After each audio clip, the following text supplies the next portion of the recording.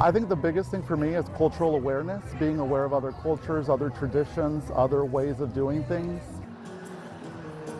As Hispanic Heritage Month comes to a close, we want to highlight members of the fastest growing racial or ethnic population in North Carolina.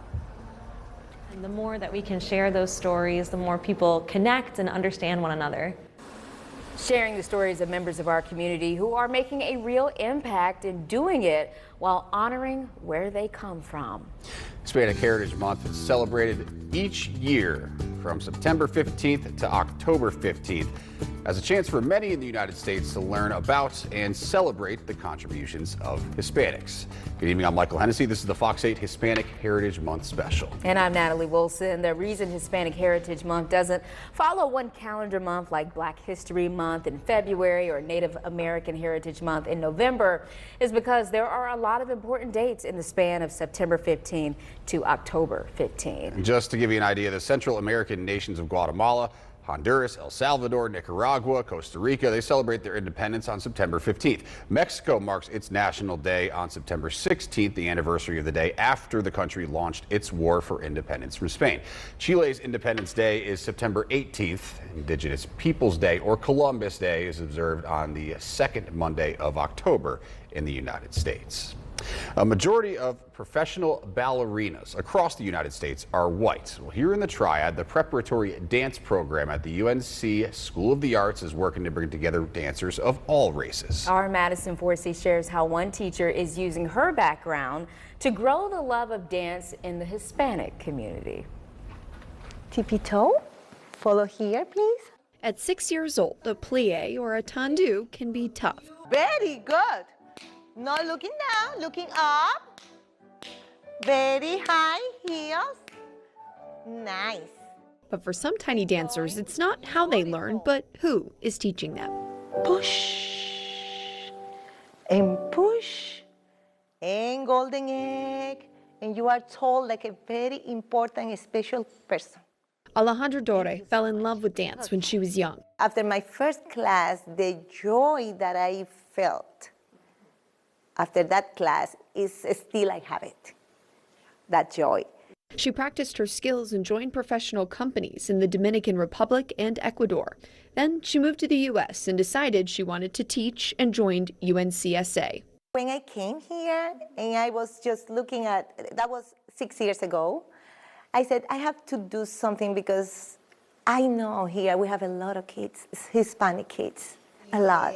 And why they are not having the same opportunities. She wanted to find kids like Zoe. Zoe, she has been dancing forever since she was so little. Zoe's mom, Larissa, didn't know her daughter could dance at UNC School of the Arts until she saw a flyer posted by Alejandra. She was very happy when she told Zoe, I found a ballet class for you. She was so happy. Finally, Mama, I'm going to have what I want. And immediately, Zoe and any other child who speaks Spanish at home knows there's something different about Miss Dore. They are very happy, especially when I give to them an instruction in Spanish. They are like, oh, she knows my language.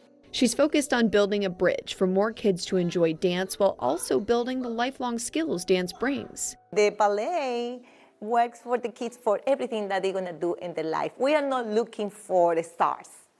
No, we are not looking for that. We are looking for the benefits that the ballet gives to the kids. Teaching discipline, strength, and how to have a little fun, no matter where you come from. Everyone holding the ball and golden egg. Feet together. Thank you, fantastic. Madison Forsey. One, pa, pa, pa, and ta. Fox 8 News. And the one, and the two. Alejandra also works closely with the Hispanic League to provide more dance opportunities.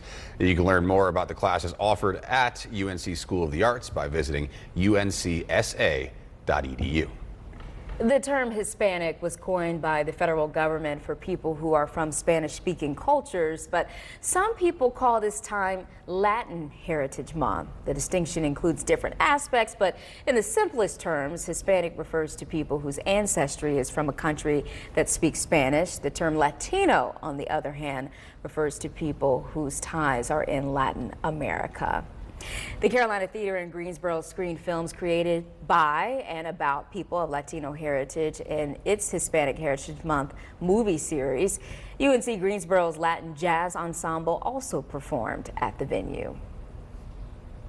Uplifting, engaging songs that bring joy and celebrate culture. I think the arts are really great. Music, dance, theater, film, they all tell stories about people's experiences, and the more that we can share those stories, the more people connect and understand one another. The theater will feature movies for Native American Heritage Month in November. It's okay to be different. That's the message in the new children's book written by a Winston-Salem second grade student. Fox 8's Sarah Winkleman sat down with 8-year-old Elise Flores Uceda to hear about her book. Always be happy. 3 words that shaped her book. Because I wanted to all the kids to be happy. And her outlook on life. It's okay to not be different. It's okay if somebody's different. If you're different, you're different. It's because you got the traits of your mom and dad. Me too. Elise was born in Honduras and now attends school at Mineral Springs Elementary in Winston-Salem. Everyone's different in the whole world. It's because sometimes I feel different, but I don't care when I'm different. Her book opens up a positive perspective for all ages. Believe in yourself. Never give up. Sometimes things can be hard, but never give up. The words on the page, whether written in Spanish or English, translate into the classroom and out into the world. We've already started sharing it, of course, with our students here at Mineral Springs. But again, positivity, to remind students to not give up, to stay the course even when things get hard, is a great message for all kids. A timeless lesson to be happy. Now and even when we're older. To discover what makes you smile, whether it's writing a book. That's me. And this is all the people who's different. Or maybe following your dreams to become a singer. Roses are blue, violets are red. 8-year-old Elise knows right where to start. Let's find out together on these pages. In Winston-Salem, Sarah Winkleman, Fox 8 News. That's awesome. And if you want your own copy, Always Be Happy is available on Amazon in both English and Spanish. A local college is immersing not only its students, but also its faculty and staff in Hispanic culture. How UNC Greensboro celebrated the month. And siblings helping international students adjust to life at another local college. The support they've given through a club at Guilford Technical Community College. That's next.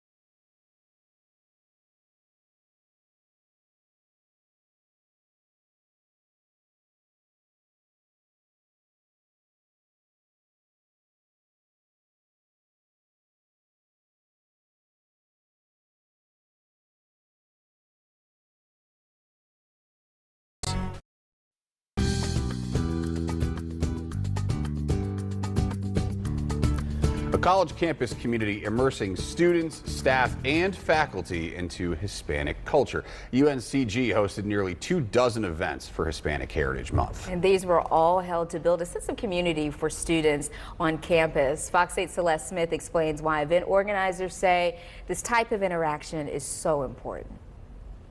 From the food, the dances, the traditions, just everything. Conversations, connections, and culture.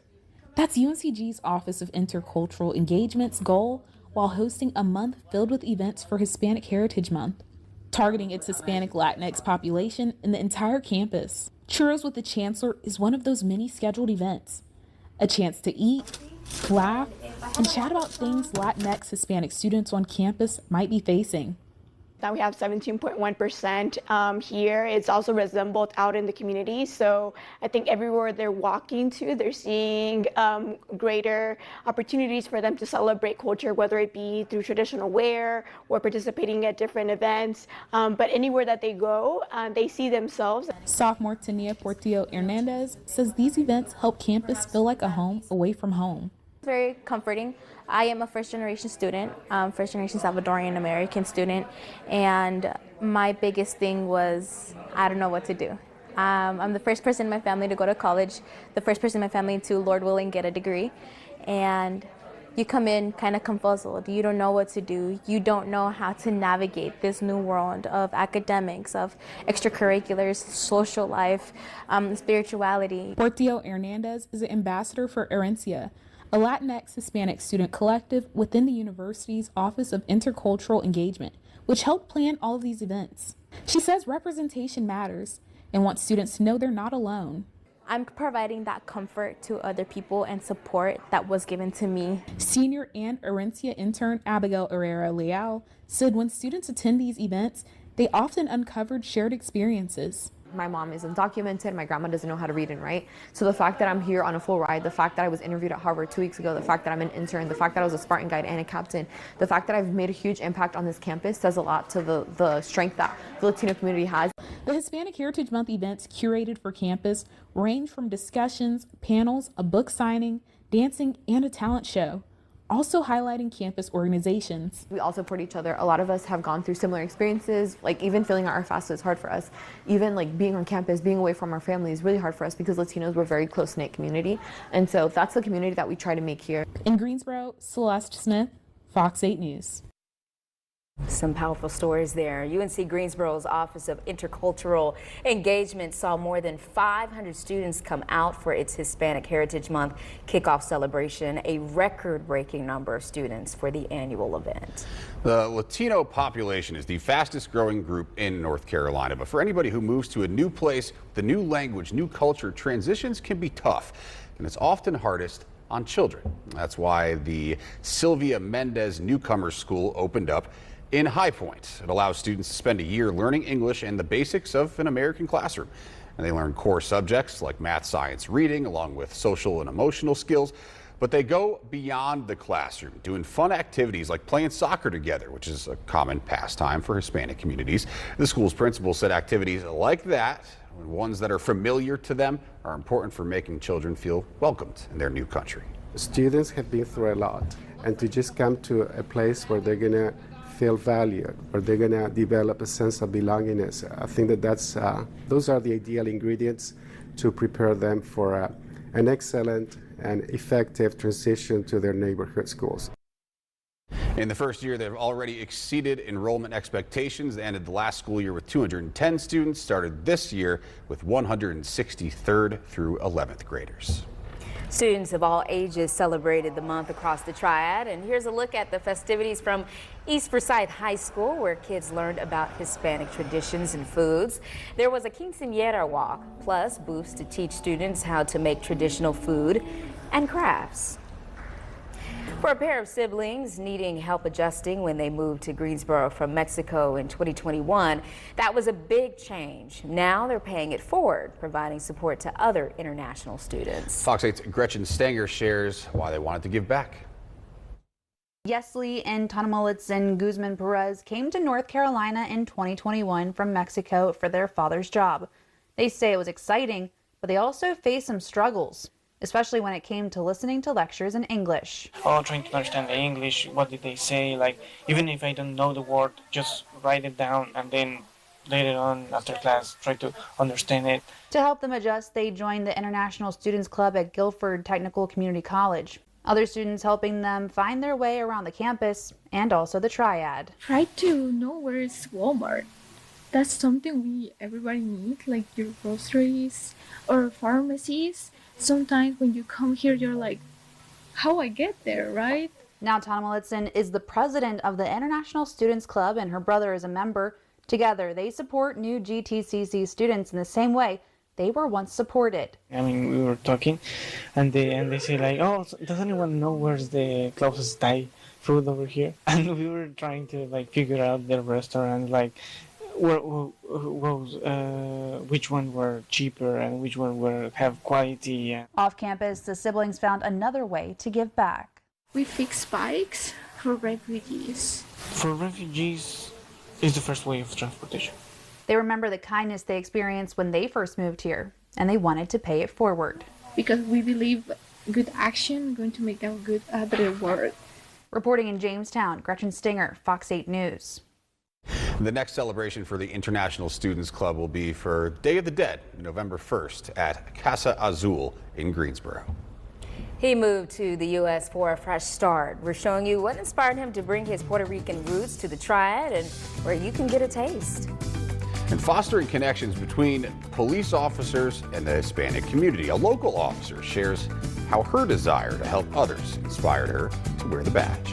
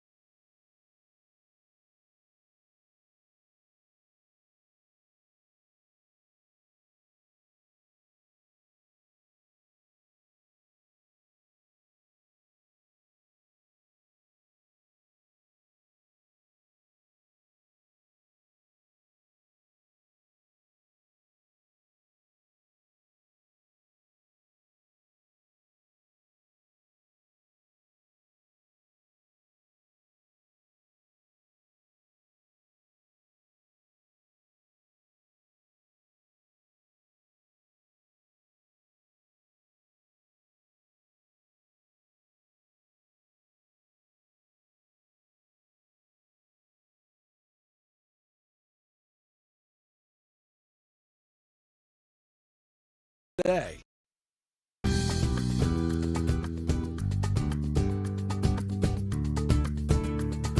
A local business owner moved to the United States from Puerto Rico in 2015. Our Gretchen Stenger shares his journey and how his father inspired him to open his own business.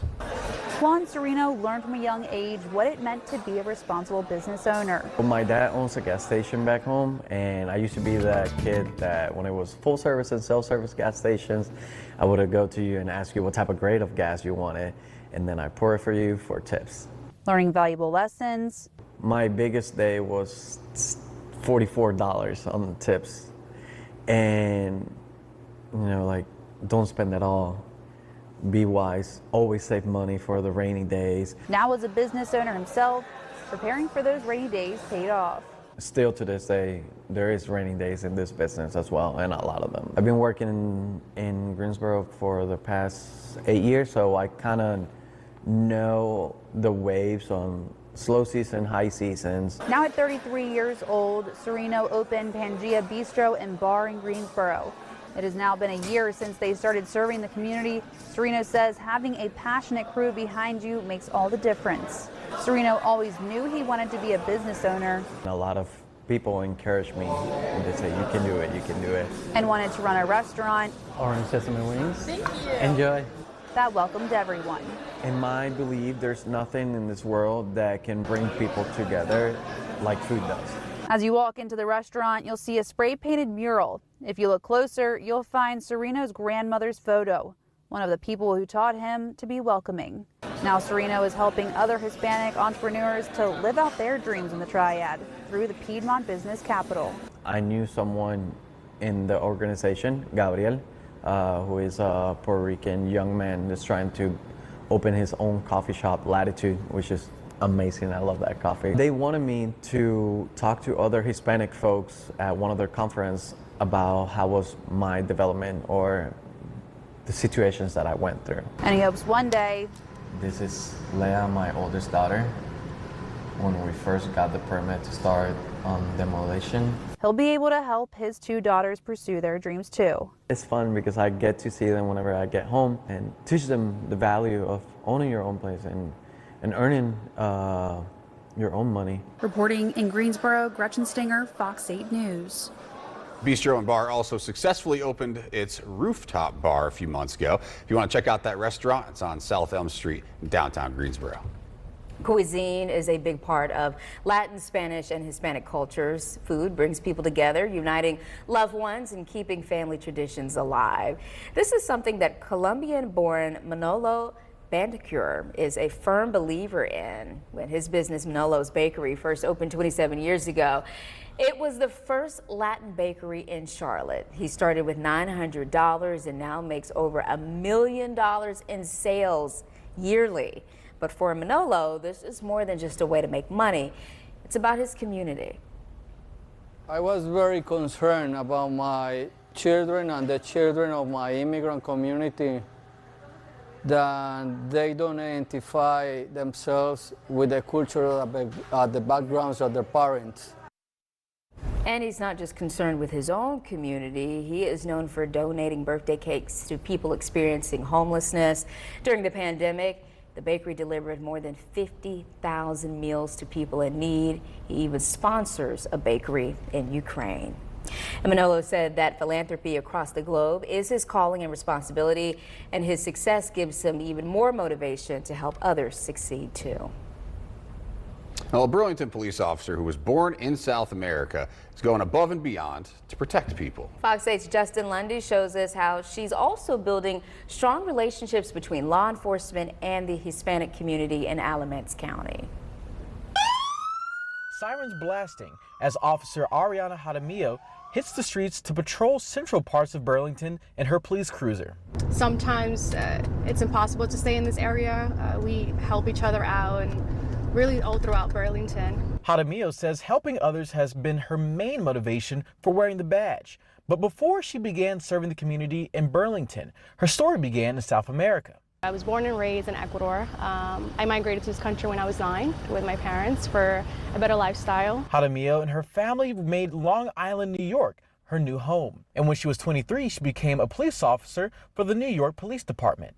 And now, at the age of 27, she moved down south to work for Burlington Police. She's been here for more than a year now. And Burlington gets pretty hectic sometimes, I must say, but it's definitely a slower pace. She says one reason she became an officer is to change the negative opinions within the Hispanic community. Coming from a different country, we look at police officers in a non-approachable way. We have a very negative impression of them. And I think here, now that when I respond to Hispanic calls, you see them have a different demeanor at first because they're not comfortable with you, and then when you're able to explain and they kind of see a different side of you, it changed that. Jaramillo says being a bilingual police officer also has its perks. One of the ways that I have built that relationship with the Hispanic community is that Burlington usually gives us like a personal phone number that's connected to your email. So sometimes when I go to calls and I say, hey, if you don't have an emergency, because sometimes I believe that there's a language barrier when I call 911, I usually say, if it's minor, you can just call my number. As a first-generation police officer, Jaramillo hopes the trailblazing path she's set in Burlington will open doors for others with similar stories, and she credits her parents for taking a leap of faith. It was a lot of hard work, not knowing the language, and my parents didn't know it either. So it's very meaningful to me because my parents sacrificed everything, left everything behind what they were used to, just so I can have a better future. Well, thanks for joining us for the Fox 8 Hispanic Heritage Special. We appreciate your time. Have a great night.